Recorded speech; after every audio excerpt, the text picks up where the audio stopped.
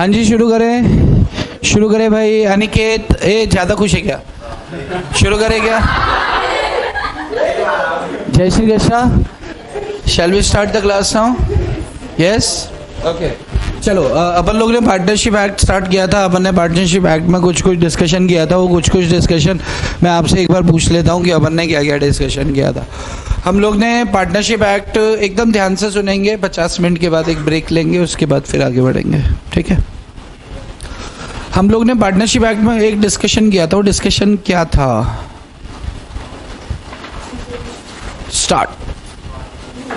दो या दो से ज़्यादा लोग होते हैं, बिजनेस करते हैं, प्रॉफिट शेयर करते हैं, उसे पार्टनरशिप कहते हैं। अगर उन दोनों या उन तीनों चारों के बीच में या उन दो या दो से ज़्यादा लोगों के बीच में म्यूचुअल एजेंसी हो तो उसे अपन क्या बोलते हैं? पार्टनरशिप बोलते हैं। एक बार फिर से सुन लो, एक बार फिर से सुन लो, एक बार फिर से सुन लो। कुछ लोग ध्यान से सुन लो, कुछ लोग जो थर्ड और फोर्थ बेंच पे बैठे हैं, सेकंड थर्ड फोर्थ बेंच पे बैठे हैं, वो लोग ध्यान से सुन लो, क्योंकि आगे तो आवाज़ आसानी से पहुंच जाती है ना, इसलिए बोल रहा हूँ। हम कहाँ थे? हाँ, पार्टनरशिप क्या होती है? दो या दो से ज़्यादा लोग होते हैं,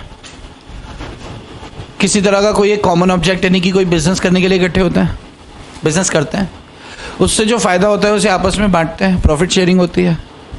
और अगर ये दो या दो से ज़्यादा लोगों के बीच में म्यूचुअल एजेंसी भी है तो इसे पार्टनरशिप कहेंगे। म्यूचुअल एजेंसी नहीं है तो इसे पार्टनरशिप नहीं कहेंगे। ऐसी चर्चा हमने की थी। एक सवाल था कि म्यूचुअल एजेंसी क्या होती है, म्यूचुअल एजेंसी का मतलब क्या? अपन ने कुछ डिस्कशन किया तो था। हाँ, प्रिंसिपल और एजेंट के बीच में रिलेशन, बस हो गया। प्रिंसिपल और एजेंट के बीच में रिलेशनशिप को अपन एजेंसी बोलते हैं। एक पार्टनर सभी पार्टनर के लिए एजेंट का काम करता है जब वो कॉन्ट्रैक्ट करने जाता है, और खुद के लिए तब वो प्रिंसिपल होता है, इसलिए इसे म्यूचुअल एजेंसी कहते हैं। इसीलिए कोई भी पार्टनर बाजार में कॉन्ट्रैक्ट करके आता है तो उसके लिए लायबल सभी लोग होते हैं। सभी लोग लायबल होने के पीछे का कारण क्या है? एजेंसी। ओके, अच्छा। फिर हमने बात किया था कि यार ये कुल 4-5 तरह के पार्टनर होते हैं, 6 तरह, कुछ ऐसी बात की थी, टाइप्स ऑफ पार्टनर। अनिकेत, कौन कौन से पार्टनर होते हैं Aniket? Active, sleeping, holding out, minor, nominal, good. ये नॉमिनल पार्टनर कौन होता है मैडम जी?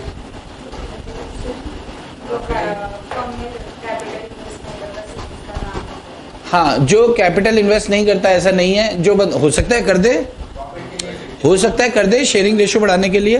तो जो बंदा अपनी गुडविल लेकर आता है फर्म के अंदर, वो बंदा क्या कहलाता है? Nominal partner. उसकी गुडविल को देखकर अपन पैसे बनाते हैं। अपन ने शायद एक काका हलवाई का उदाहरण भी लिया था। Yes, okay. Sleeping partner, Aniket, sleeping partner कौन होता है? जो एक्टिवली पार्टिसिपेट नहीं करता बिजनेस में, उसे स्लीपिंग पार्टनर कहते हैं। अच्छा, फिर अपन ने बात किया था टाइप्स ऑफ पार्टनर के बाद हमने डिस्कस किया था कि यार इन लोगों को पब्लिक जानती है, स्लीपिंग पार्टनर को छोड़ दो। तो कल को अगर कोई फर्म को छोड़ के जाता है, रिटायरमेंट होता है, तो स्लीपिंग पार्टनर को छोड़ दो, तो बाकी सभी पार्टनर में आपको अपनी सिक्योरिटी के लिए पब्लिक नोटिस देना होता है। लेकिन अगर डेथ हो जाए तो पब्लिक नोटिस देने की जरूरत नहीं है, क्योंकि मर गया तो लायबिलिटी क्रिएट ना कर सकता है ना करा सकता है। ऐसी चर्चा हमने की थी। उसके बाद फिर हमने mutual rights and duties of partners देखा था। राइट्स देखे थे, ड्यूटीज नहीं देख पाए थे शायद। म्यूचुअल राइट्स अपन ने देखे थे। तो एक पार्टनर को 13-14 तरह के राइट्स होते हैं। वो 13-14 राइट्स में से कोई 6 राइट्स बता सकते हो आप? Right to take part in business, उसे व्यापार में हिस्सा लेने का अधिकार है। उसे पुस्तकों तक पहुंचने का अधिकार है, बुक्स ऑफ अकाउंट्स तक पहुंचने का अधिकार है। उससे पूछा जाए कोई नया एडमिशन ले रहे हैं, उसे रिटायरमेंट लेना है तो वो नोटिस दे देगा, रिटायरमेंट उसका हो जाएगा अगर पार्टनरशिप एट विल है। लेकिन अगर दूसरी पार्टनरशिप है तो सभी की सहमति से निकलने का उसे अधिकार है। उसे फर्म को डिसॉल्व करने का अधिकार है। अगर पार्टनरशिप एट विल है तो सिर्फ नोटिस देगा और काम हो जाएगा, लेकिन सबकी सहमति से डिसोल्यूशन होगा। अगर वो पार्टनरशिप एट विल नहीं है, पर्टिकुलर पार्टनरशिप है। अपन ने बात किया था विल और पर्टिकुलर में फर्क होता है। विल मतलब होता है जब खत्म करना हो अपना मन और पर्टिकुलर मतलब 2 साल 3 साल 5 साल, ऐसी चर्चा हमने की थी। इंटरेस्ट ऑन कैपिटल अगर लिखा है तो दे दो, इंटरेस्ट ऑन एडवांस 6% दे दो। At the time of retirement अगर उसका हिस्सा तय हो गया है लेकिन बटा नहीं है तो उस पर 6% ब्याज या फिर प्रॉफिट में हिस्सा, दोनों में से जो भी ज्यादा हो वो भी लेने का अधिकार है। कुछ याद आ रहा है? बात की थी हमने। तो ये कुछ म्यूचुअल राइट्स थे, ये कुछ म्यूचुअल राइट्स थे। खत्म कर दो तुषार दिमाग से वो बात को। ये कुछ म्यूचुअल राइट्स थे। ये हंस रहे बैठे बैठे ना, कोशिश कर रहे हैं। फिर उसके बाद हमने बात किया था कि कुछ ऐसी अथॉरिटी होती है जो इम्प्लाइड अथॉरिटी होती है हर पार्टनर के पास, लेकिन कुछ ऐसे एक्ट्स होते हैं जो इम्प्लाइड अथॉरिटी से बाहर के एक्ट होते हैं। और मैंने तब कहा था कि यार ये अति महत्वपूर्ण है, इसमें 4 नंबर का क्वेश्चन आता है। तो ऐसे कौन से एक्ट हैं, कौन बताएगा? कोई 4 एक्ट बताने हैं जो इम्प्लाइड अथॉरिटी के बाहर के हैं। कितने लोग नहीं थे उसमें? नहीं, तुम तो थी। हाँ, संडे को नहीं पढ़ाया ये। देखो बत्ती बस, आप सैटरडे को भी नहीं थे। ओके, इम्प्लाइड अथॉरिटी से बाहर के काम कौन से होते हैं? कोई 4 बता दो। देखो मैं अगर इनसे ओंकार से पूछूंगा तो ये फटाफट बता देंगे। अगर मैंने मारी से पूछा तो ये पूरे 9 बता देंगे। 8 है क्या? पूरे 8 बता देंगे। और इसलिए मैं उनसे पूछता हूँ जो बताने की चाहत रखते हैं, जिनका मन है कि मैं भी बताऊंगा। मिस्टर फ्रिज, ए फ्रिज, हाँ बोलो, बोले एक बताओ। चलो एक मैं बताता हूं। आर्बिट्रेशन, आर्बिट्रेशन याद आ रहा है कुछ? आर्बिट्रेटर के पास अपन किसी फैसले को नहीं भेज सकते सभी पार्टनर की सहमति के बगैर, नंबर 1। नंबर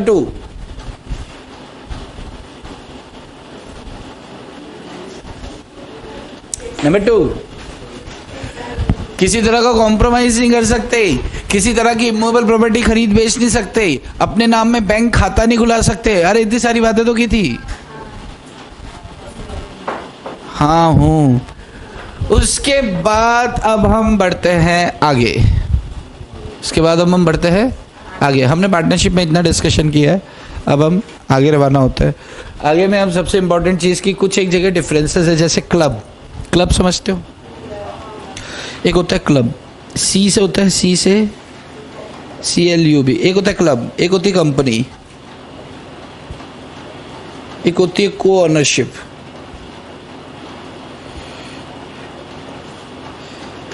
ये तीनों, एक होता है च्यूएफ। क्या होता है? च्यूएफ। एक और होता है कुछ पार्टनरशिप वर्सेस ये सब।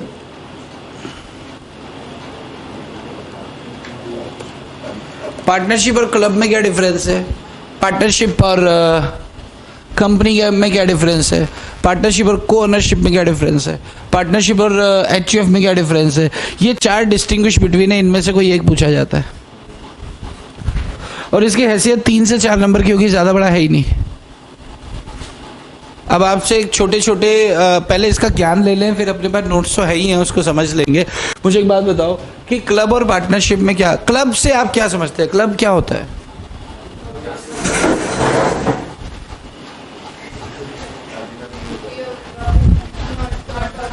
आज ना तो गिरा था ना इस पे,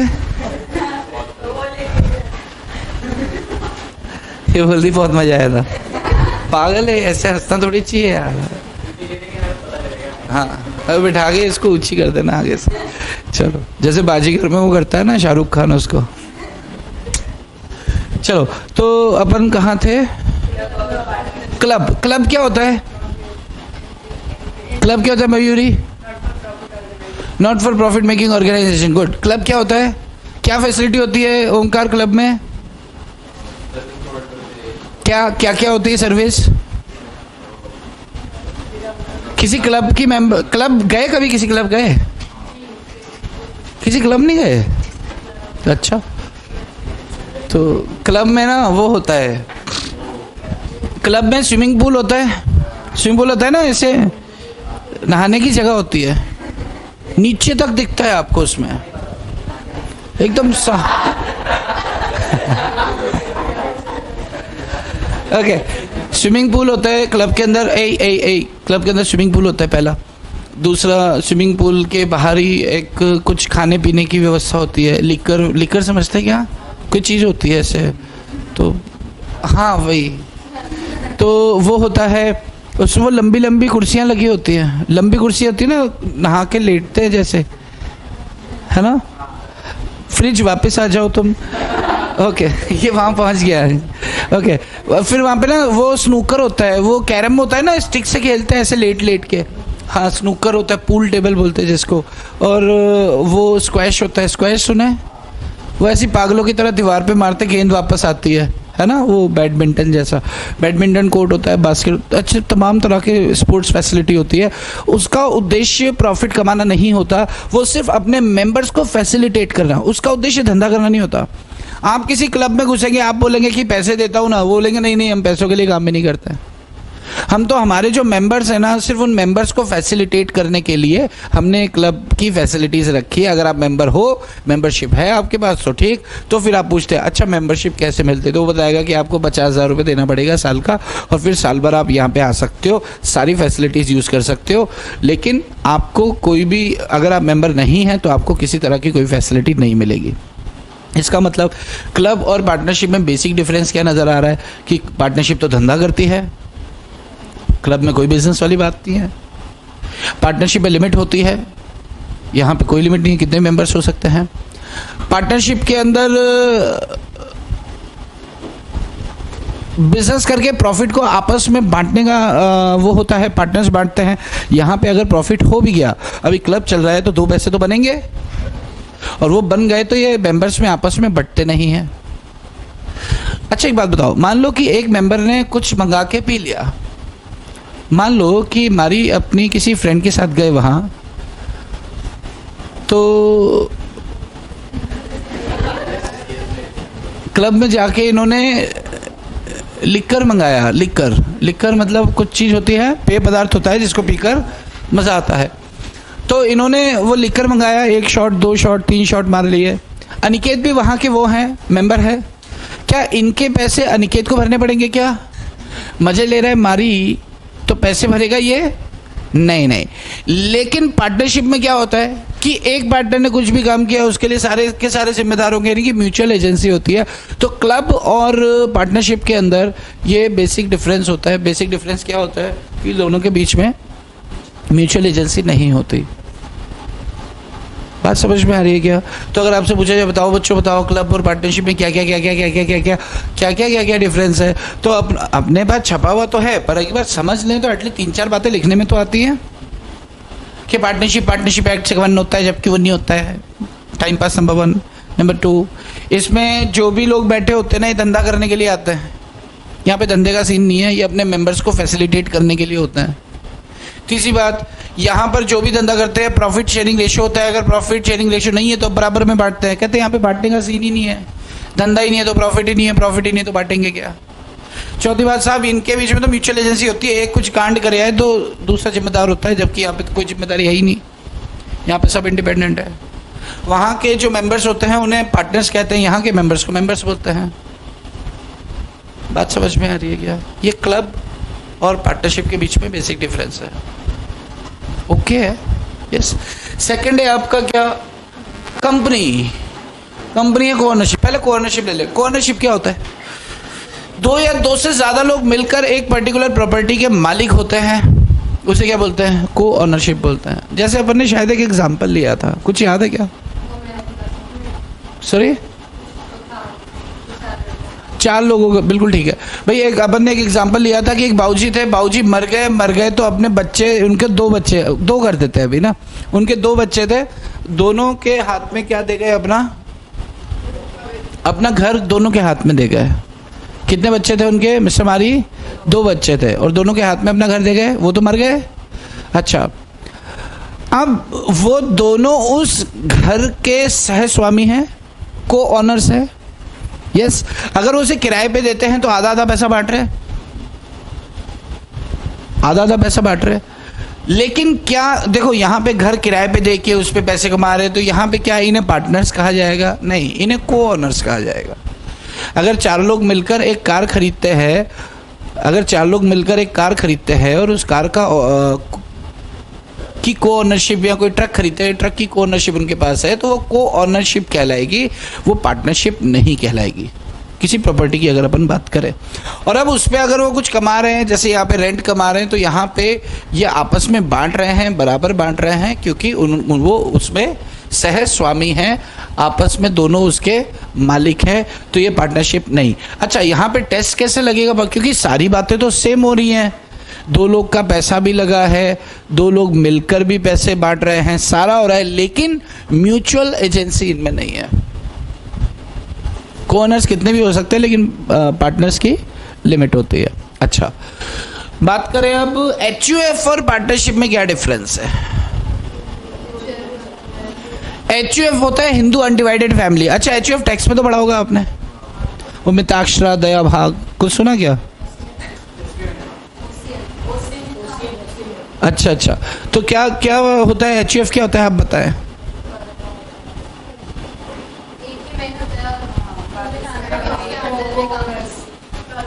एक ही मैन होता है। अच्छा, मेन होता है, हाँ, हेड ऑफ द फैमिली। इसमें क्या होता है, हेड ऑफ द फैमिली ही जो होता है, अच्छा उसको कर्ता बोलते हैं, उसको क्या बोलते हैं, कर्ता बोलता है। कर्ता ही करता है, बाकी कोई नहीं करता है।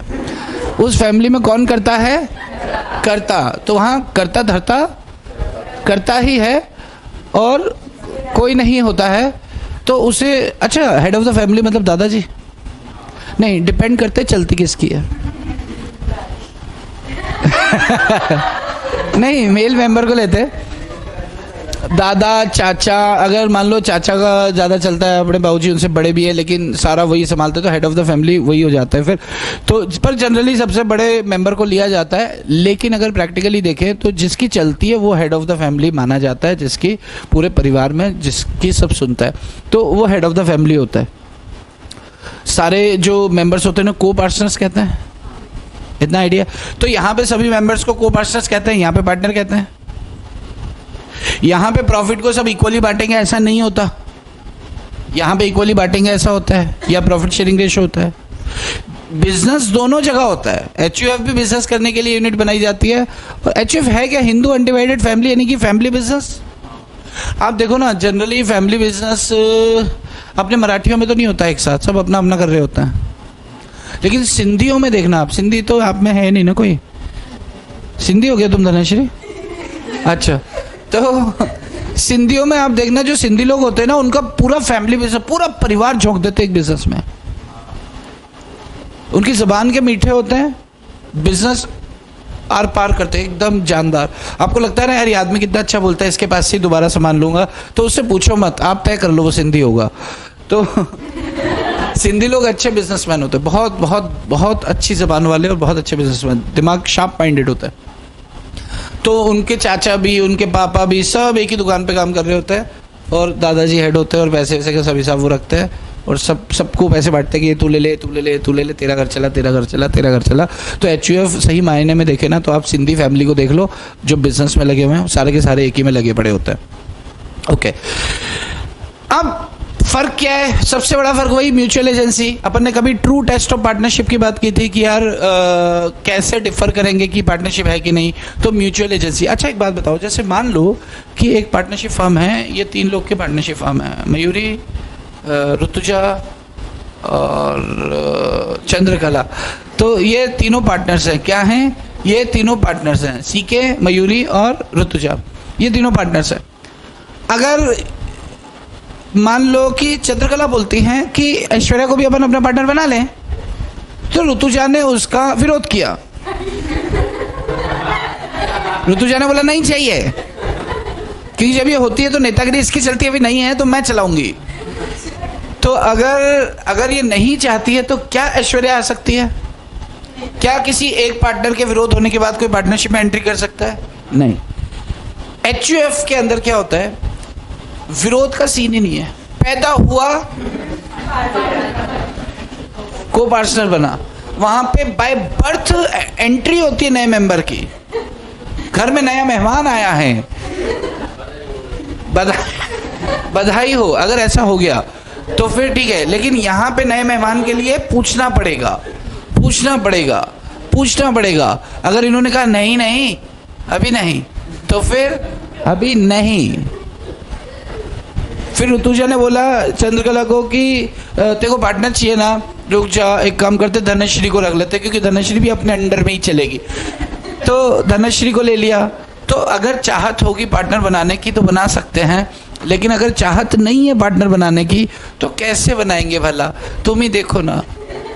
ओके, तो ये हिंदू अनडिवाइडेड फैमिली और इसके बीच में कुछ डिफरेंसेस हैं और लंबी चौड़ी कहानियां हैं, वो अपन देखते हैं।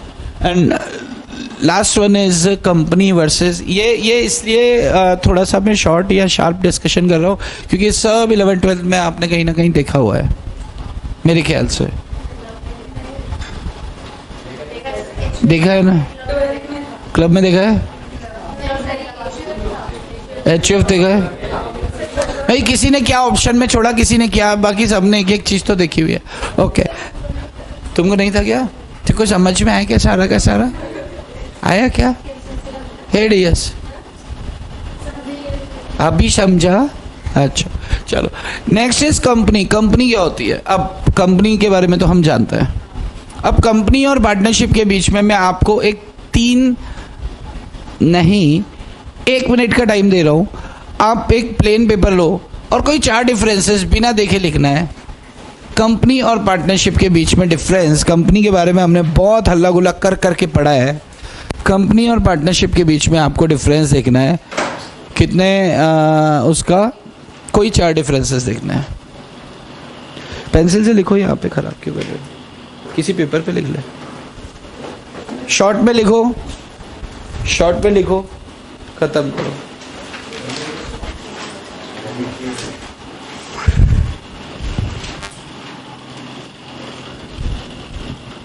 हाँ अनिकेत, अनिकेत लिखना स्टार्ट कर रहे हैं, मैं देख रहा हूँ इन्हें, लाइव कवरेज हो रहा है।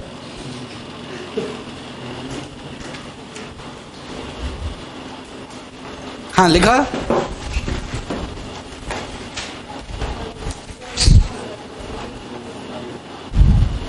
ऐसे पेन से लिखना जो फैकल्टी को भी दिखे। ए फ्रीज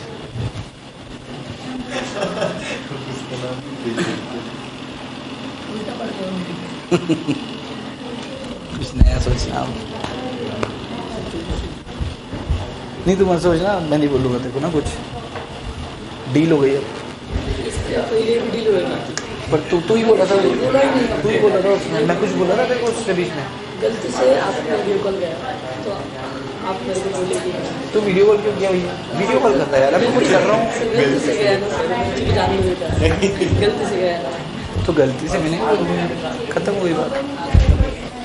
हाँ लिखा क्या? लिखा कितने लिखे? अच्छा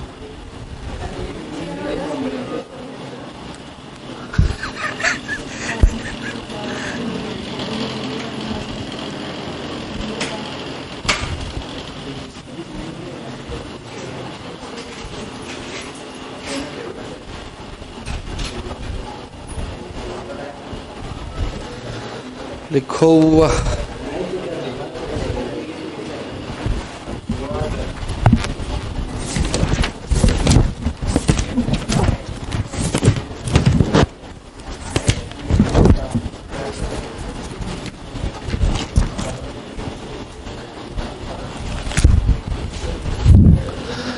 हाँ जी, लिख लिया क्या? ओके चलो मैं चेक करता हूँ। पवन जी एक ब्रेक लेते हैं, मैं इनका चेक करता हूँ, उसके बाद अपन डिस्कशन करते हैं।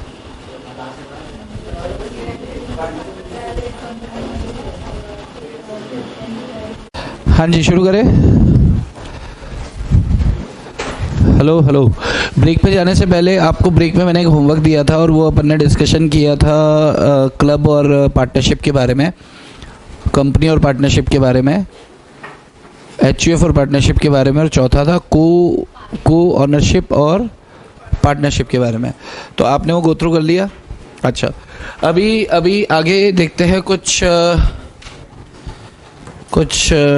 नया। अच्छा पार्टनरशिप डीड समझते हो क्या होती है? क्या होता है? क्या पार्टनरशिप डीड लिखना कंपलसरी होता है?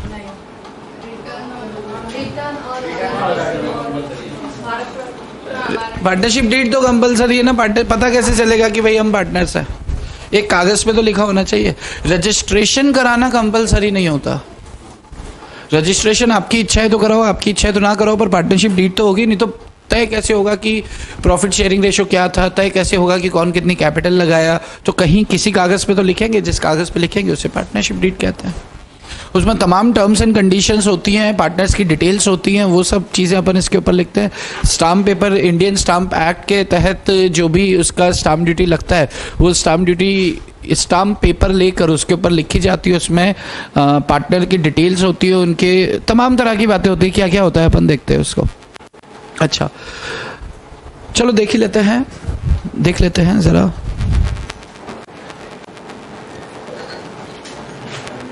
ये देखो, ये दिख रहा है,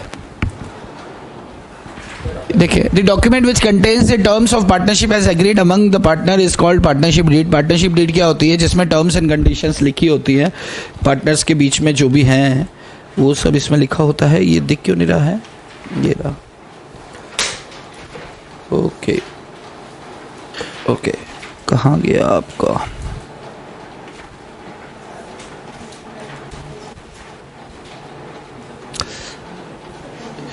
The term of partnership as agreed amongst the partners. सीधी भी खींच सकता था, पर मैंने आपके लिए इसको ऐसे किया है ताकि आपको ठीक से नजर आए। हाँ, स्टाइल कह सकते हो, इसे पार्टनरशिप डीड कहते हैं। The deed is required to be duly stamped. Duly stamped का मतलब क्या होता है? ड्यूली स्टाम्प्ड का मतलब क्या होता है? वो नहीं है ये ड्यूली स्टाम्प्ड। हाँ, कैंसिल करना। स्टाम्प ड्यूटी पे करो आप इंडियन स्टाम्प एक्ट के तहत, और उसके बाद उसको कैंसिल करो। इंडियन स्टाम्प एक्ट के तहत स्टाम्प ड्यूटी कितना बनता है? जितना भी बनता है। मान लो 1000 रुपये का बना, आप 1000 रुपये के स्टाम्प पेपर, उदाहरण ले रहे हैं अपन, 1000 रुपये के स्टाम्प पेपर आप बाजार में खरीदने गए, आपको 100 रुपये के 10 मिले। ऐसा भी कर सकते हैं ना? आप नहीं कर सकते? नहीं, कौन बोल रहा है? ऐसा नहीं कर सकते? अरे एक ही बात है ना, सरकार को 1000 रुपये पे करना है। आप 100 रुपये के कितने लेके आ गए? 10 लेकर आ गए, 500 के 2 ले आए, जितने भी था। अब जब आपने स्टाम्प पेपर को भरना शुरू किया, टर्म्स एंड कंडीशन लिखना शुरू किया, तो 7 स्टाम्प पेपर में काम हो गया। सारी टर्म 7 में खत्म हो गई। अब बाकी का 3 का क्या करेंगे? भाई स्टेपल तो सारे एक साथ होंगे, लेकिन बाकी 3 के अंदर भी अपन लाइन खींच के उसे कैंसिल करेंगे। अगर उसे कैंसिल नहीं किया, इसका मतलब उसका रीयूज हो सकता है। बात समझ में आ रही है? तो ड्यूली का मतलब होता है उसे प्रॉपर तरीके से कैंसिल करें, एज पर लॉ वो स्टाम्प्ड होना चाहिए। एज पर लॉ का मतलब पूरे 1000 रुपये खर्च करो।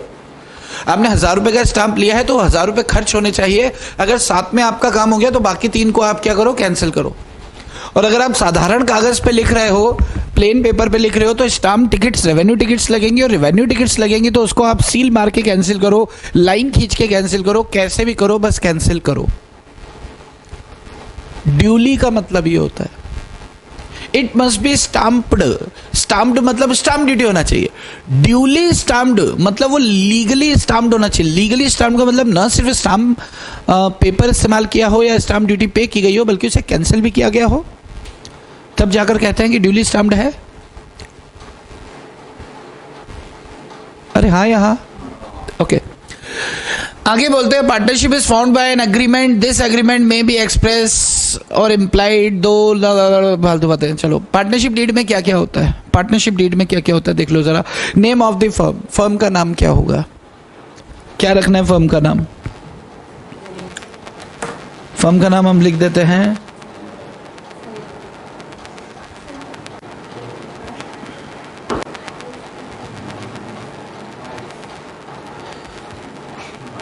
हाँ, फर्म का नाम हमने लिख दिया मारी एंड एसोसिएट्स।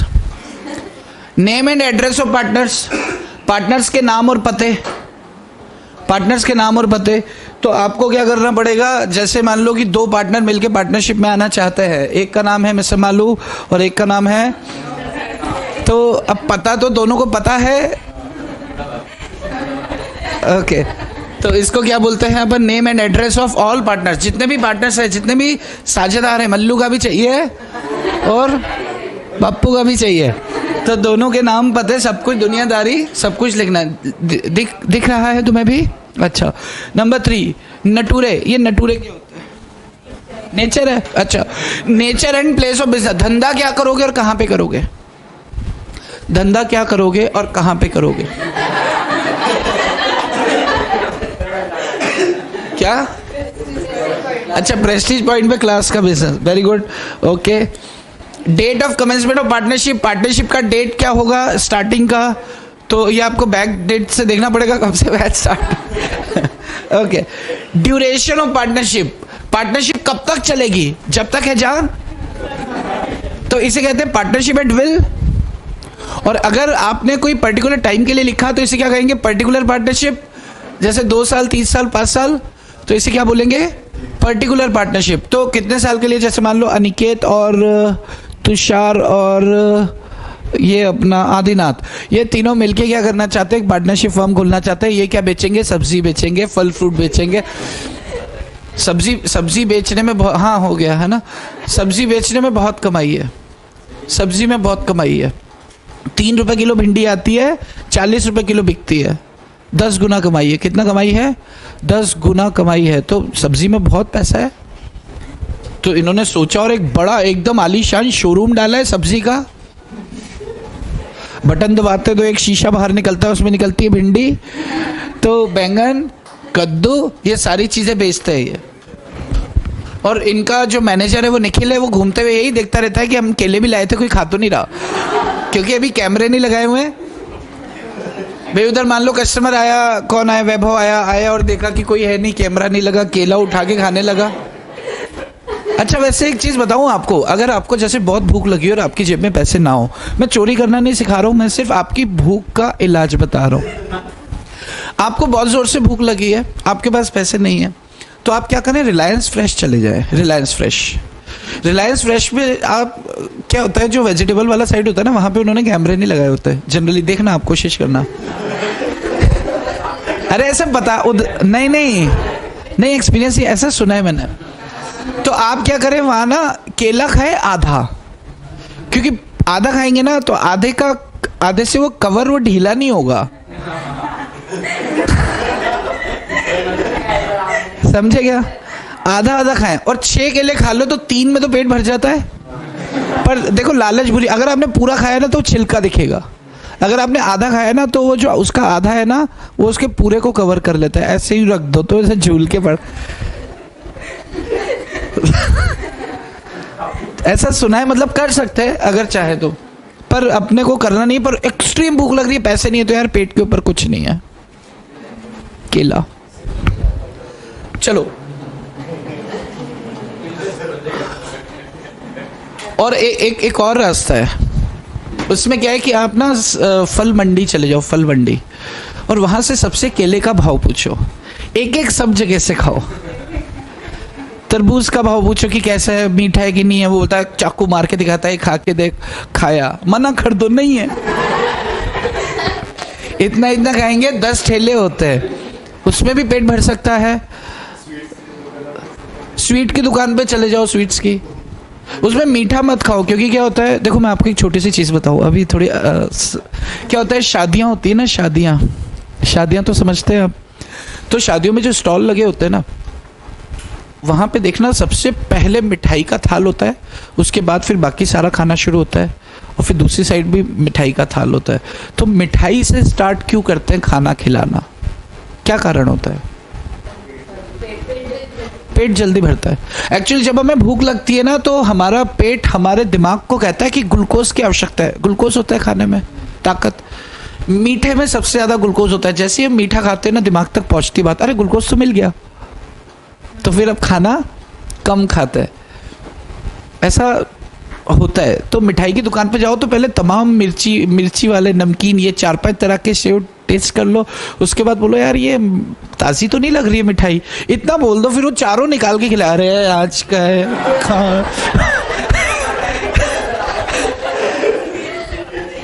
आप उसको बोलोगे ना कि भैया दिखाना कैसा है, तो जरा सी देगा। और अगर आपने बोला नहीं ताज़ी नहीं लग रही है यार, बोलो नहीं ताज़ा नहीं यार, थोड़ा ऐसा दिखाओ, तो फिर वो दिखाएगा ऐसे। तो जब आपको बहुत भूख लगी हो तो अपन ऐसा कुछ कर सकते हैं। जब हमारे पास पैसे ना हो, कम हो तो थोड़ा करके बाकी का खा लो। अच्छा देखो, amount of capital of each partner, her partner ने कितना कितना कैपिटल लगाया है, वो प्रॉफिट शेयरिंग रेशो, किस अनुपात में वो अपने प्रॉफिट्स को बांटना चाहेंगे, इंटरेस्ट ऑन कैपिटल, पूंजी पर कितना ब्याज होगा, interest on drawings, interest on loan advances by partner, salary commission payable to any partner. Any partner के आगे अगर अपन ये सोचें कि किसको दिया जाता है तो जाहिर सी बात है अपन एक्टिव पार्टनर की बात कर रहे हैं, यहाँ पर स्लीपिंग को तो दिया नहीं जाता है। Method of valuation of goodwill, goodwill कैसे तय की जाएगी, रिवैल्यूएशन का सारा scene. Settlement of accounts in case of retirement death, अगर कोई मर जाता है या रिटायर हो जाता है तो उसका सेटलमेंट किस तरीके से किया जाएगा, तो सारी प्रोसीजर, इवन आर्बिट्रेशन का क्लॉज भी इसमें डाल दिया जाता है कि कल को कोई लफड़ा झगड़ा होता है तो वो वर्मा जी से अपन ये केस को सॉर्ट आउट करवा लेंगे, ऐसे करके सीन दिखाते हैं। बड़ी अच्छी बात है। उत्तरी, The partnership deed must not contain any term which is in contravention with the provisions of Indian Partnership Act. The term, okay. देखो ये क्या कह रहा है कि कोई भी ऐसी शर्त इसमें ना डाल दें आप जो पार्टनरशिप एक्ट के विरुद्ध है, या कोई भी ऐसी टर्म इसमें ना डाल दें जो किसी भी एक्ट के विरुद्ध है। किसी भी एक्ट के विरुद्ध है इसका मतलब क्या? जैसे मान लो कि अनिकेत और तुषार ने मिलके एक पार्टनरशिप फर्म खोला। पार्टनरशिप में क्या काम कर रहे हैं, ये मैरिज ब्यूरो डाला इन्होंने। मैरिज ब्यूरो समझते हैं? ये समझती है मैरिज ब्यूरो क्या होता है? नहीं पता? ये समझती हैं आप मयूरी, मैरिज ब्यूरो क्या होता है? यस, समझते हैं प्रकाश? मैरिज ब्यूरो क्या होता है? जो शादियां के लिए जोड़े तलाशते हैं, लड़के को लड़की, लड़की को लड़का, ऐसे ढूंढ के देते हैं, शादी.com वगैरह वैसे। ओके, तो अनिकेत और तुषार ने मिलके क्या किया, एक मैरिज ब्यूरो का काम शुरू किया। ठीक है, आदिनाथ को इन्होंने अपना मैनेजर बना रखा है।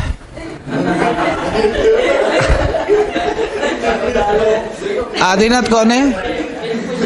आदिनाथ मैनेजर है।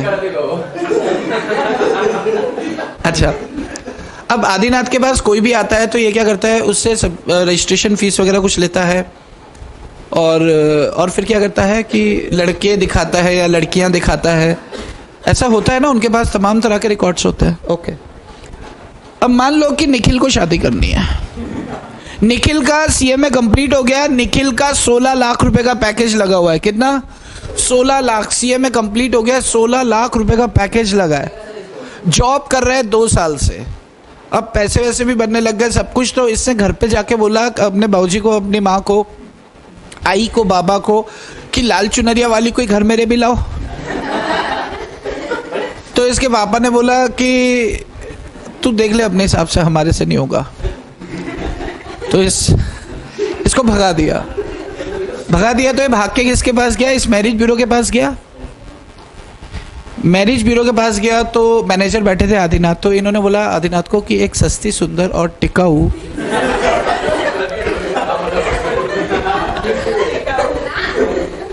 लड़की दिखाओ। तो इन्होंने, आदिनाथ ने बहुत सारी लड़कियां दिखाई इनको कि ये देखो, ये देखो। इनको कोई पसंद नहीं आई। तो इन्होंने कहा थोड़ी ऊंची वाली दिखाओ। तो इस स्टूल पर खड़ा हुआ ऊपर से फाइल निकाली, कहता ये थोड़ी ऊंची वाली है। उसमें से देखता गया और इन्हें एक लड़की पसंद आ गई। उसका नाम था चंपा। क्या नाम था? चंपा। चंपा अच्छा नाम है। अरे तो तेरी शादी करवा रहा हूँ। फ्रिज मैं दूंगा तुझे गिफ्ट में ना, मेरे पास है। अरे एक तो शादी करवा रहे। अच्छा नाम आप बोलो। चमेली। ओके, चंपा। अच्छा नाम नहीं, ये कह रहा नाम मत बोलो, अच्छा नहीं लगता। पर आप समझ गए ना, अपन चंपा की बात कर रहे हैं। ओके, अपन नाम नहीं लेंगे। तो इसने बोला कि मुझे इसी लड़की से शादी करनी है, चाहे जो हो जाए। तो आदिनाथ ने बोला यार ये तो बहुत मुश्किल काम है, उससे बात करनी पड़ेगी। तो इन्होंने कहा नहीं, अगर आप मेरी इसी लड़की से शादी करवा देते हो तो मैं आपको 5 लाख रुपए इनाम दूंगा। आपको मजा ही आ जाएगा। आदिनाथ की आंखों में तो डॉलर चमक गया। आदिनाथ ने वो जो लड़की थी ना, नाम तो आपको पता है, तो उसको जाके आदिनाथ ने कहा कि दुनियादारी की बातें करी और उसको सेट कर लिया। किसके लिए? निखिल के लिए। इनकी शादी करा दी। शादी करा दी तो अब 6 महीने ना इनका पता, ना उस लड़की का पता, ना इस युगल दंपत्ति का पता, और वो ढूंढ ही रहा है कि मेरे 5 लाख। ये तो शादी करके घूमने निकल गए छुट्टी पे। अब जब वापस आए तो आदिनाथ ने पकड़ लिया। आदिनाथ ने बोला ओए मेरे 5 लाख। तो इससे बोला कि काय के पैसे, ये पैसे देने से इनकार कर रहा है। अगर आदिनाथ और इनके बीच में अग्रीमेंट हुआ था, कॉन्ट्रैक्ट हुआ था, तो क्या आदिनाथ को इन्हें पैसे देने पड़ेंगे? यस और नो। रुकना है, सोचना है और जवाब देना है। जवाब देके सोचना, रुकना नहीं है। क्या निखिल को, आदिनाथ को पैसे देने पड़ेंगे अगर इनके बीच में अग्रीमेंट हुआ था कि तुम मेरी उससे शादी करवा दो तो मैं तुम्हें 5 लाख रुपए नकद दूंगा, कैश। इनका कहना है हाँ, ये मना कर रही हैं, नहीं देने पड़ेंगे। आप डीएस नहीं देने पड़ेंगे। देखो डीएस भी मना कर रही है, हाँ देने पड़ेंगे, नहीं देने पड़ेंगे, हाँ देने पड़ेंगे, नहीं देने पड़ेंगे, देने पड़ेंगे, नहीं देने, खड़े हो जाओ, देने पड़ेंगे, देने पड़ेंगे। हाँ यार, मन माफिक बंदी दिलाती है। यस, नहीं देने पड़ेंगे। आदिनाथ नहीं देने पड़ेंगे, देने पड़ेंगे, देने पड़ेंगे। ओके, आप क्या बोल रहे हो? नहीं देने पड़ेंगे। आप क्या बोल रहे हो? देने। ए श्रुत क्या बोलती है? देने। इसको समझा क्यों देने पड़ेंगे? कॉन्ट्रैक्ट हुआ है कह रही है ना ये।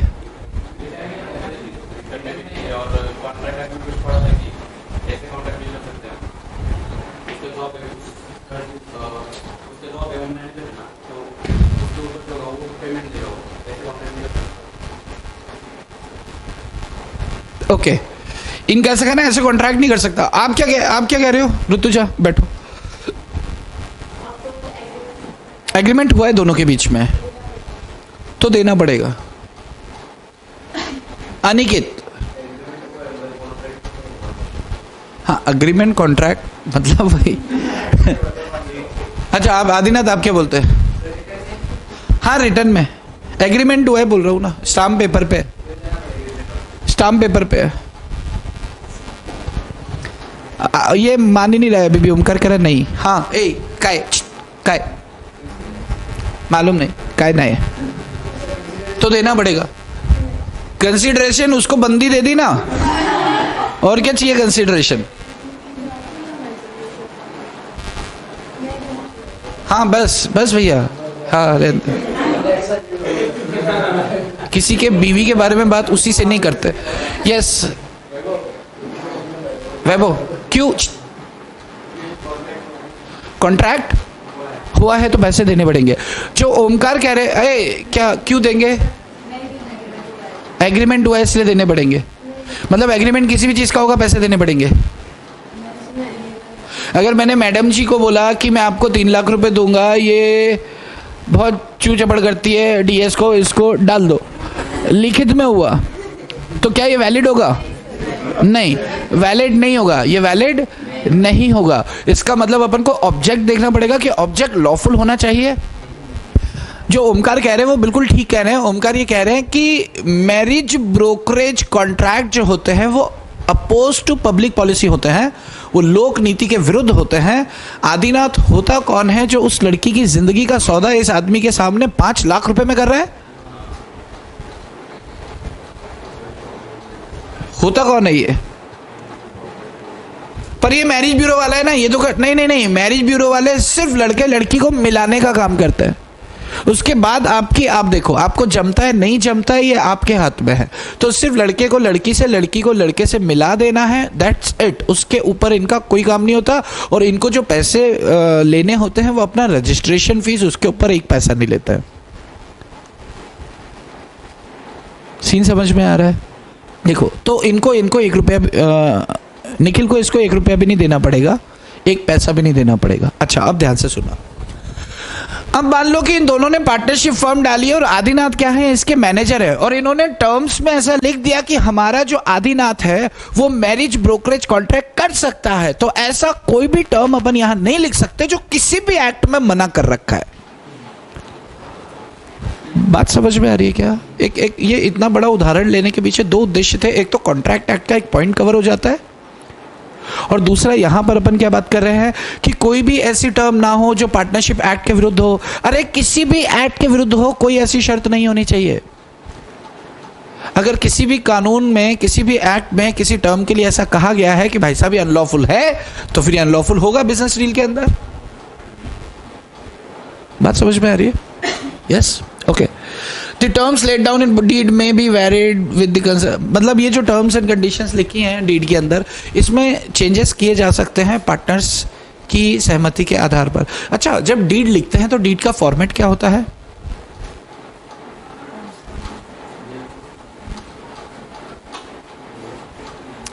एक पेपर पे लिखो,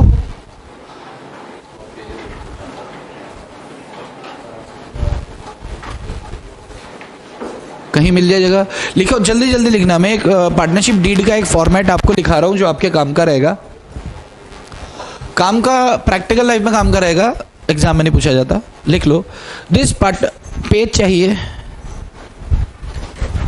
पेज चाहिए, पेज, पेज समझते हैं, पृष्ठ लिखें। This partnership deed is executed,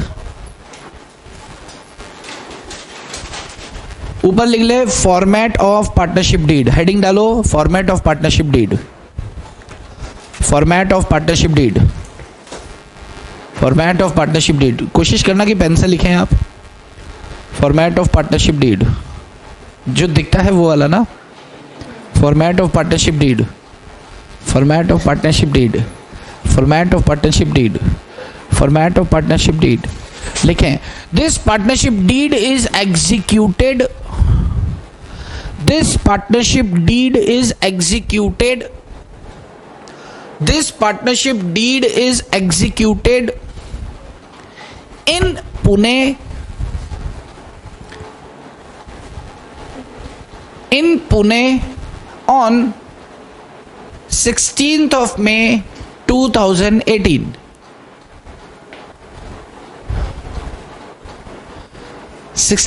May 2018, comma लगाओ। अब कैपिटल लेटर्स में लिखना बिटवीन, कॉमा लगाओ, कैपिटल लेटर्स में लिखना बिटवीन, BETWEEN, बिटवीन, बिटवीन। अब एंटर मार के नीचे आओ, अगली लाइन पे आओ। हाँ, इसमें लिखो mister A son of, son of लिखना आता है S/O, S/O, son of mister A, son of mister B. मैं लिख के बताऊं क्या?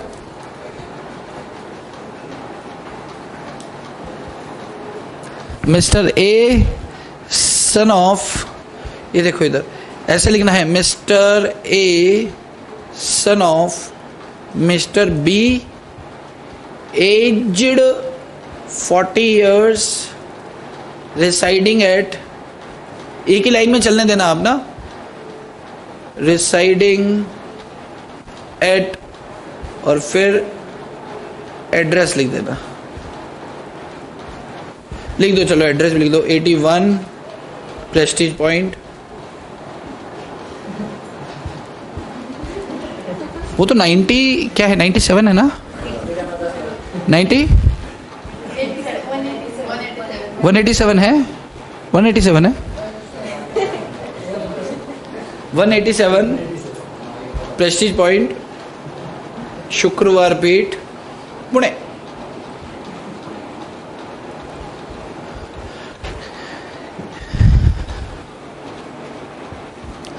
एंड अगली पूरी लाइन खाली छोड़ना, बीच में अगली पूरी लाइन खाली छोड़ो, बीच में एक कैपिटल लेटर्स में लिखना A&D।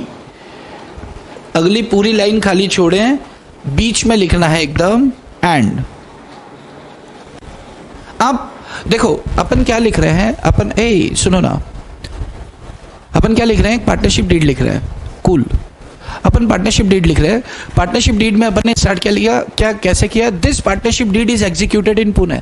ये पार्टनरशिप डीड पुणे में एग्जीक्यूट की गई इतनी तारीख को, इन लोगों के बीच में। किन किन के बीच में? Mister A son of mister B, age, address उसका लिखा एंड। अब पार्टी 2 के बारे में 4 बातें, नाम, पिता का नाम, एज, एड्रेस, तो लिखे mister C son of D aged 43 years और एड्रेस लिख दो आपको जो पसंद हो, लिखो mister C son of D, बी तो यही आ गया ना पगली, mister C son of mister D aged 43 years, aged 43 years, aged 43 years, 43 years, residing at, residing at, address लिखो,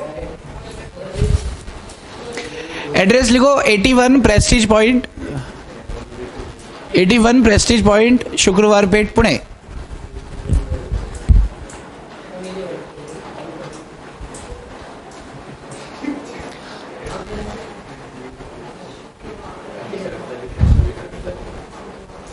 अब पैराग्राफ चेंज करके लिखें कैपिटल लेटर्स में, वेयर एज स्टार्टिंग में लिखना, अगली लाइन में कैपिटल लेटर में लिखे whereas, WHEREAS, whereas लिखा गया कैपिटल में, comma, whereas, comma, the above mentioned parties have come together, the above mentioned parties have come together, the above mentioned parties have come together to start a business, to start a business of paints and chemicals, to start a business of paints and chemicals, to start a business of paints and chemicals in partnership, in partnership,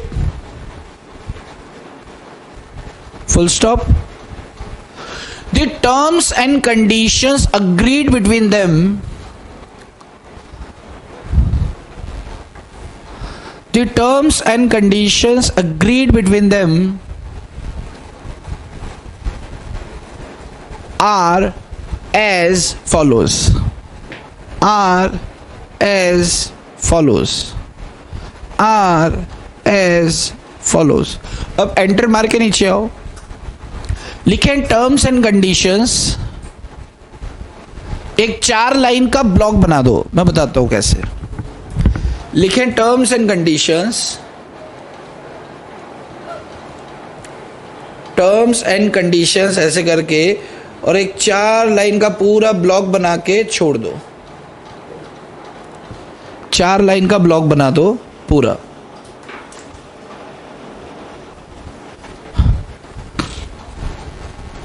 जिसके बाद जगह कम है वो 3 line का बना देना, जिसके बाद जगह है वो 4 का बना दो, जिसके बाद जगह नहीं है वो 3 का बना देना। ओके, बनाया क्या ब्लॉक? हाँ जी बना लो।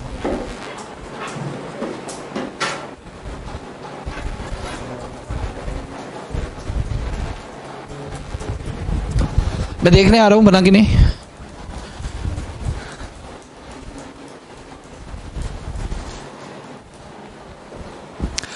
लिखें, अब एंटर मार के नीचे आए, ये डब्बे के नीचे आना है अपने को, डब्बे के नीचे कैपिटल में लिखना है in witness whereof, in IN capitals में लिखना है, in witness WITNESS, in witness माता, इसके नीचे टर्म्स एंड कंडीशन के नीचे, टर्म्स एंड कंडीशन वाला ब्लॉक है, उसके अंदर तो नहीं लिख रहे हो ना आप, उसके नीचे लिखो in witness whereof, WHEREOF, in witness whereof, in witness whereof, comma, in witness whereof, comma, whereof the above mention parties, हाँ कॉमा लगा के नहीं, अब नॉर्मल लिखे, the above mention parties have come together, the above mention parties have come together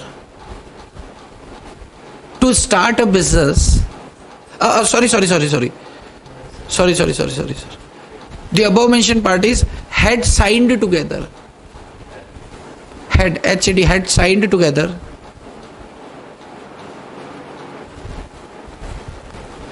in the presence of witnesses, had signed together in the presence of witnesses, in the presence of witnesses on the above mentioned date in para 1, on the above mentioned date in para 1, on the above mentioned date in para 1, on the above mentioned date in para 1, on the above mentioned date in para 1, on the above mentioned date in para 1. ये जो आपने 2-3 line लिखी है ना अभी, ये यहाँ पे 1 2 3 ये इन विटनेस वेयर ऑफ वाली, इसके बाद यहाँ पे लिखना विटनेस 1 2, 2 विटनेस के साइन होते हैं लेफ्ट साइड में इधर, और फिर राइट साइड में, राइट में लिखे SD बाय पार्टी 1, SD मतलब साइंड बाय, राइट में कैसे, रुको मैं दिखाता हूं आपको, दिखेगा अभी, मुझे तो दिख जाए, हाँ यहां लिखे SD by party 1 signed by और पार्टी 2, ये राइट साइड के कॉर्नर में आप डाल दो। ये आपका क्या है कि पार्टनरशिप डीड का एक फॉर्मेट होता है। एक बार और इसको अपन समझ लेते हैं, एक बार सुन लो। देखो 2 लोग पार्टनरशिप करने आ रहे हैं, ध्यान से सुनना, 2 लोग पार्टनरशिप करने आ रहे हैं तो अपन को पार्टनरशिप डीड लिखनी है। अब पार्टनरशिप डीड में अपन टर्म्स कंडीशन ये तो लिख देंगे कि यार ये इतनी कैपिटल ला रहा है, मैं इतनी कैपिटल ला रहा हूँ, हमारा धंधा, हम सब्जी बेचा करेंगे, हमारी दुकान ये पर्टिकुलर चौराहे पर होगी, चौक पर होगी, प्रॉफिट शेयरिंग हमारा बराबर होगा, अगर एडवांस लाता है तो ये एक्टिव पार्टनर है तो इतना रेम्यूनरेशन दिया जाएगा। ये सारी terms and condition her firm के हिसाब से अलग अलग होंगी। कोई एक्टिव पार्ट, सारे एक्टिव होंगे, कोई कुछ एक्टिव कुछ स्लीपिंग हो गए, कोई ज्यादा कैपिटल ला रहा है, कोई कम कैपिटल ला रहा है, तो टर्म्स एंड कंडीशन तो हर पार्टनरशिप के हिसाब से अलग होंगी, लेकिन फॉर्मेट तो एक ही होगा। और बेसिक फॉर्मेट क्या कहता है कि यार भाई साहब आप 2 लोग के बीच में पार्टनरशिप कर रहे हो तो आप क्या करें कि this partnership deed is executed, ध्यान से सुनना, दिस पार्टनरशिप डीड, यह पार्टनरशिप डीड, यह साझेदारी संलेख इस तारीख को, इस तिथि को इन दोनों पार्टीज के बीच में लिखी गई है। पार्टी 1 के बारे में 4 बातें, नाम, पिता का नाम, एज, एड्रेस, एंड पार्टी 2 के बारे में भी वही 4 बातें।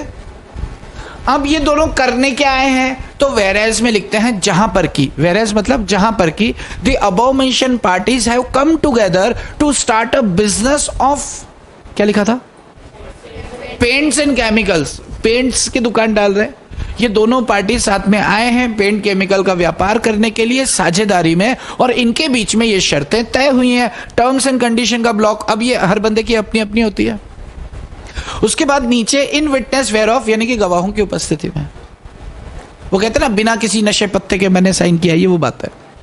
The above mention parties had signed together in the presence of witnesses on the above mention date in para 1, para 1 में जो 16 जुलाई लिखा है उस तारीख को गवाहों की उपस्थिति में इन पार्टीज ने, अबव मेंशन पार्टीज ने हस्ताक्षर किया, ए और सी ने। ये साइड पे विटनेस, ये साइड पे पार्टीज के सिग्नेचर हो जाएंगे, आपका काम हो जाएगा। तो दिस इज व्हाट, देखो किसी भी तरह की डीड लिखनी हो ना, किसी भी तरह की डीड लिखनी हो तो यही फॉर्मेट होता है। जैसे मान लो कि आपको लीज डीड या रेंट एग्रीमेंट देखना है, तो रेंट एग्रीमेंट क्या होगा, दिस लीज डीड या this rent agreement is executed in Pune on so and so date between party 1 party 2, एक टेनेंट होगा और एक लैंडलॉर्ड होगा, दोनों के बारे में 4 बातें। तो इन्हें बताया कि भाई साहब ये जो लैंडलॉर्ड है उसके पास एक प्रॉपर्टी और ये इसे किराए पे देना चाहता है, इनके बीच में शर्तें तय हुई। और लास्ट में वही in witness whereof the above mention parties are signed together in the presence of witness of the above mention date in para 1, ये साइड पे विटनेस, ये साइड पे पार्टीज के। किसी तरह का कोई भी एग्रीमेंट आप देखेंगे लॉ के अंदर तो जबान यही होगी, फॉर्मेट यही होगा। कभी उलझ जाते हैं कहीं कि यार एग्रीमेंट बनाना है, शुरू कैसे, प्रॉब्लम यही होती है शुरू कैसे करना है, तो शुरू ऐसे होता है, टर्म्स एंड कंडीशन सबको पता होती है। ओके तो अपन बात कर रहे हैं ये गया ऊपर पार्टनरशिप डीड। जो पार्टनरशिप डीड होती है, पार्टनरशिप डीड होती है, ये पार्टनरशिप डीड जो है स्टाम्प पेपर पर लिखी जाती है। इसमें टर्म्स एंड कंडीशन जो दोनों के बीच में तय होगा वो सारी लिख दी जाती है। ख्याल इस बात का रखना है कि कोई ऐसी शर्त आप उसमें ना इंसर्ट करें जो पार्टनरशिप एक्ट के विरुद्ध हो या किसी भी एक्ट के विरुद्ध हो। Yes, next is registration. What is registration? क्या पार्टनरशिप फर्म का रजिस्ट्रेशन कराना कंपलसरी है? तो जवाब है नहीं, मत कराओ. लेकिन रजिस्ट्रेशन नहीं कराया तो उसका नुकसान. अच्छा, रजिस्ट्रेशन कराते कैसे? रजिस्ट्रार के पास जाएंगे, रजिस्ट्रार ऑफ फर्म की रजिस्ट्रार हमारा रजिस्ट्रेशन कर दो. तो फिर बोलेगा अच्छा ठीक है, ये फॉर्म ले लो. रजिस्ट्रार के पास से प्रिस्क्राइब्ड फॉर्मेट में फॉर्म होगा, फॉर्म भर लो.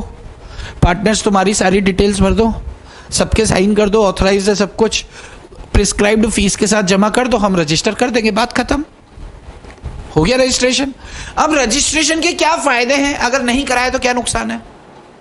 अच्छा, अगर पार्टनरशिप फर्म ने रजिस्ट्रेशन नहीं कराया तो प्रैक्टिकली सोचना. मान लो एक फर्म है, अनरजिस्टर्ड है. अनरजिस्टर्ड का मतलब सरकार के पास कोई, सरकार की नजर में आप फर्म नहीं हो. रजिस्टर्ड मतलब है आपने नाम रजिस्टर करवा लिया. रजिस्टर्ड नहीं है मतलब आपने नाम रजिस्टर नहीं कराया. अब नहीं कराया तो सरकार की लिस्ट में तो आप नहीं हो. कल को आप किसी पे केस फाइल करते हो कि साहब वो हमारे पैसे नहीं दे रहा, तो सरकार पूछेगी आप कौन? तो आप बताएंगे कि साहब हम वो पार्टनरशिप फर्म है. तो सरकार अपनी लिस्ट में देखेगी, नहीं भैया हमारे यहाँ तो तुम्हारा नाम नहीं है, हम तुम्हारी मदद नहीं कर पाएंगे. यानी कि अपन अनरजिस्टर्ड फर्म है तो आप किसी पे सूट फाइल नहीं कर सकते हो. यस, किसी पार्टनर को धक्के मार के बाहर निकाल दिया तो सरकार मुझे निकाल दिया. किससे निकाला? अरे हमारी फर्म ने. रुको, नहीं ऐसी तो कोई फर्म नहीं है, चल दफा हो जा. कोई पार्टनर के साथ भी दिक्कत हो जाएगी. At the time of winding up तो अपन हिसाब कर सकते हैं, लेकिन बीच में निकाला तो सूट का फाइल करेंगे. कोर्ट तो बोलेगी ना हमारे पास तो नाम ही नहीं है. 100 रुपए तक का सेटलमेंट कर सकते हो. मुझे आपसे मान लो कि 10,000 रुपए लेने थे और आपको 3,000 देने थे, तो सरकार क्या कहती है? 100 रुपए तक का सेटलमेंट कर ले. 100 रुपए तक का सेटलमेंट कर ले. मान लो मुझे इनसे 10,000 लेने हैं और इनको 20,000 देने हैं, 25,000 देने हैं. तो मैंने इनको बोला 15,000 ले लो. ये बोलते नहीं मुझे पूरे 25 चाहिए.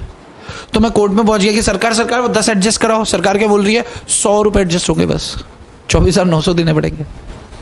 मतलब हर जगह से अपनी खज्जी होने वाली है. तो इससे अच्छा क्या करा लो? रजिस्ट्रेशन.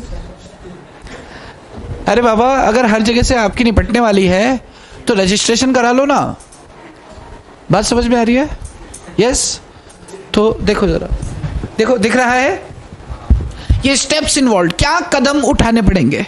देखो, ऑब्टेन स्टेटमेंट इन प्रिस्क्राइब. पहला स्टेप कह रहा है भाई साहब प्रिस्क्राइब फॉर्म में फॉर्मेट का वो ले लो आप, ठीक है. सेकंड क्या कह रहा है? ये इन्फॉर्मेशन उसमें भर दो. तो हमको पता है भरनी है. फॉर्म लेके आए तो खाली थोड़ी देना. नाम भर दो, धंधा का करोगे और कहीं धंधा करोगे तो भी बता दो, पूरा एड्रेस बता दो, परमानेंट एड्रेस के साथ. और ड्यूरेशन ऑफ फर्म, ड्यूरेशन अपने को पता है 2 तरह की होती है, विल और जो भी होगी. गेट ए स्टेटमेंट ड्यूली, ये सिग्नेचर हो जाएंगे. उसके बाद स्टेटमेंट प्रिस्क्राइब फीस के बाद रजिस्ट्रार के मुंह पे मारो, वो क्या करेगा? आपका रजिस्ट्रेशन करके दे देगा. That's it. मैं अभी आपको पढ़ने को दूंगा. ये आगे कह रहे हैं कि अच्छा फर्म का रजिस्ट्रेशन कब कराना होता है? फर्म बनने से पहले, बनने के बाद? बनने के पहले रजिस्ट्रेशन कैसे कराओगे? फर्म बनने के बाद आपने रजिस्ट्रेशन कराना है. कब कराना है? फर्म मतलब बनने के तुरंत बाद या 1 महीने बाद या 6 महीने? विदिन 3 मंथ्स कराना है, विदिन 2 मंथ्स कराना है, या 1 महीने में कराना है? 3 मंथ्स और 2 मंथ्स. 3 मंथ्स नोड़िया, 3 मंथ्स नोड़ा, नोड़िया 1 मंथ. गुड. 3 मंथ्स. ये 3 मंथ्स किसने बोला आपको? कुछ याद आ रहा है क्या? तेरे को कौन बोला? तू तो इधर उधर से सुन के बोला ना. 1 मंथ. आपको 1 मंथ किसने बोला? कुछ याद आ रहा है? अंदाज है हमारा. कितने टाइम में करते हैं? गुड. प्रकाश, मारी होता तो बता देता. अभी रुको, मैं सोचने दो. हे मारी. ओके, मारी का जवाब आया है. मारी कहते हैं कभी भी करा लो. अरे जब कंपलसरी नहीं है तो जब मर्जी कराओ ना.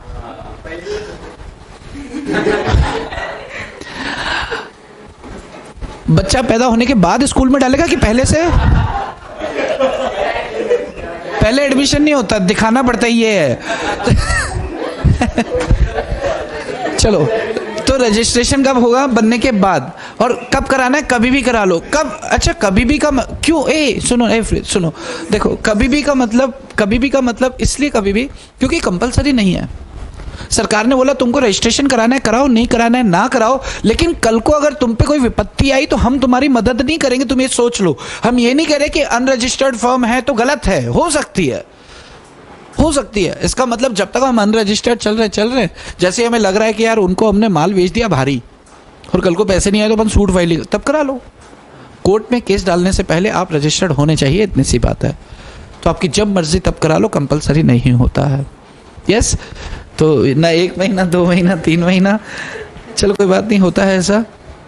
कई बार होता है, कुछ सुन लेते हैं ना तो जवाब दे देते हैं।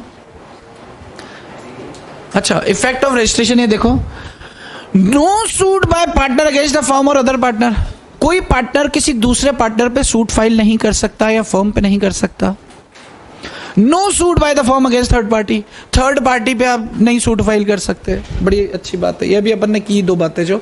And the third one is no right to claim set off in excess of 100 रुपए तक का सेट ऑफ आप क्लेम कर सकते हैं। बात समझ में आ रही है? ओके, चलो, आपको मैं अब यहाँ तक का एक क्लास वर्क दे देता हूँ। अपने को 3 चीज़ें ख़त्म करनी है। पार्टनरशिप डीड एक बार गो थ्रू करें, उसके बाद रजिस्ट्रेशन की प्रोसेस एक बार गो थ्रू करें। तीसरी चीज़, रजिस्ट्रेशन नहीं कराने पर क्या, अच्छा नहीं कराने पर ये होगा, अगर करा लिया तो क्या फ़ायदे हैं? हम किसी पे भी सूट फाइल कर सकते हैं। हमारे पार्टनर को निकाल दिया तो वो पार्टनर हम पे सूट फाइल कर सकता है, फर्म पे सूट फाइल कर सकता है, किसी पार्टनर पे 100 रुपये से ज़्यादा का सेट ऑफ क्लेम कर सकता। तो जो नुकसान है वही फ़ायदे हो जाएंगे। अरे हाँ, यहाँ चलिए, तो पवन जी इनको पढ़ने को दे रहे हैं अपन एक 15 मिनट के लिए, तो अपन इसको आज के लिए इतना रखते हैं। आज के लिए इतना ही। आपकी शाम खूबसूरत हो, बाकी चर्चा करेंगे हम कल।